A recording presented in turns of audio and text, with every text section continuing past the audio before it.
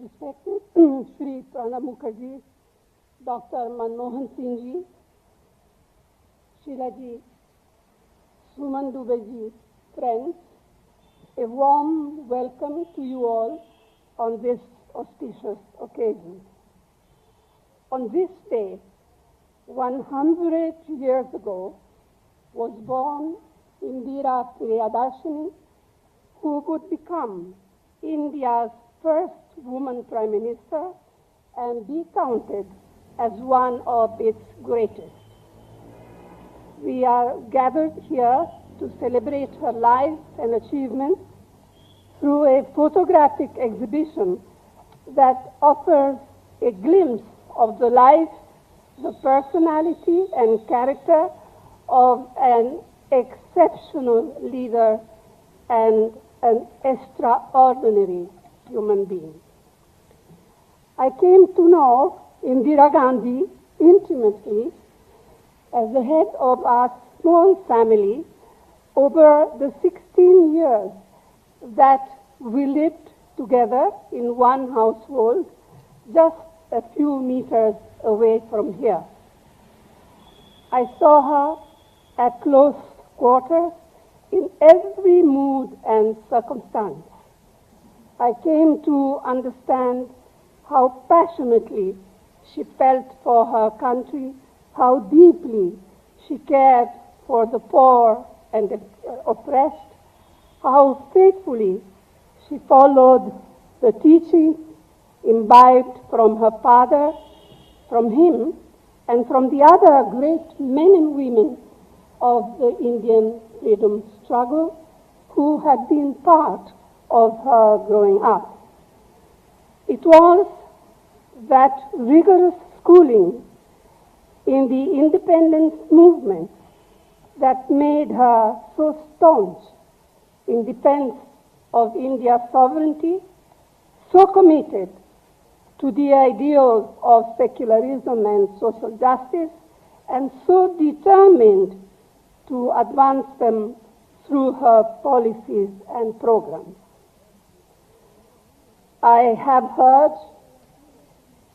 Indira Ji, I'm sure you too have heard, of Indira Ji's being referred to as the Iron Lady of India. But iron was only one of the elements in her character. Generosity and humanity were just as prominent traits. She fought, yes, she did, but not for personal ascendancy. She fought for her principles against vested interests and agendas. She could not tolerate any form of bullying, coercion, and unfairness. That was fundamental of her character. That is what inspired her in all her battles, those she took on and those that she faced.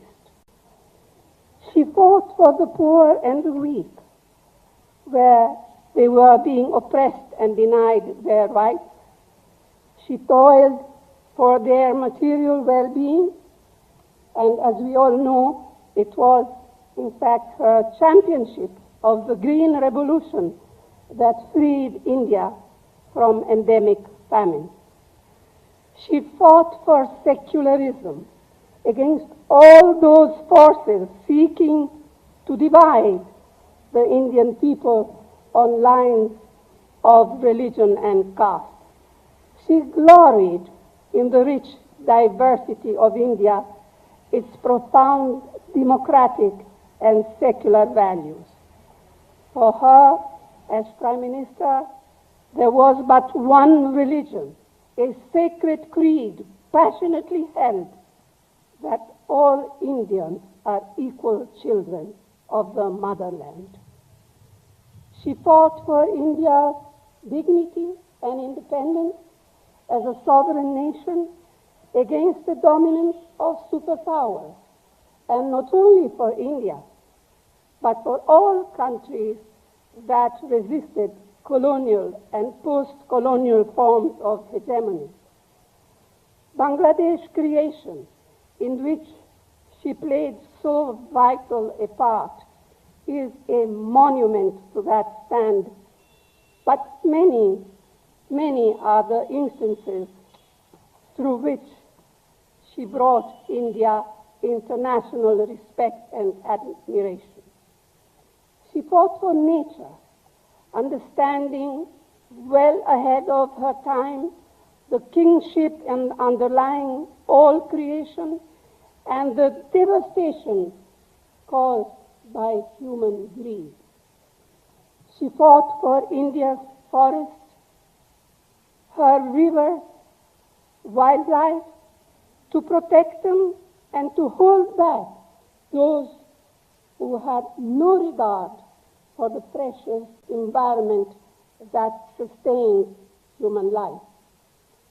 Her contribution in so many other areas is also recognized and celebrated. It would take much too long here to list them all out or talk about them. But for instance, what she did for Indian science and technology, for culture, for the arts, for the artisan, the weaver, for our heritage as a whole.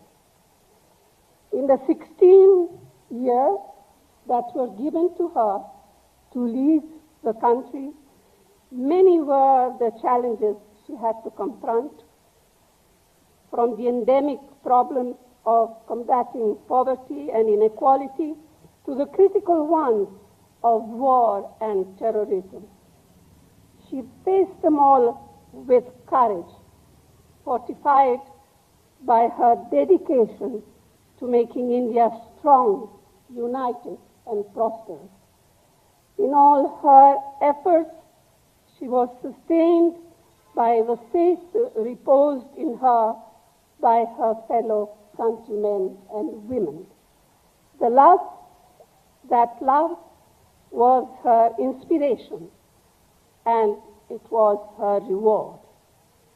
I witnessed it to this day in the thousands of people from all walks of life and all corners of the world who come here to pay homage to her. I hope this exhibition will also reach out to the younger generation who would benefit from knowing more about this great daughter of India. And finally, I thank all those who have worked tirelessly for many months to make this a reality, especially the staff of the Indira Gandhi Memorial Trust and ECA Archives, who have curated this exhibition, which is aptly titled A Life of Courage. And I have now the pleasure to invite Sri Pranab Mukherjee, who was a colleague, a trusted colleague of Indira Gandhi, to address us before we inaugurate the exhibition. Thank you.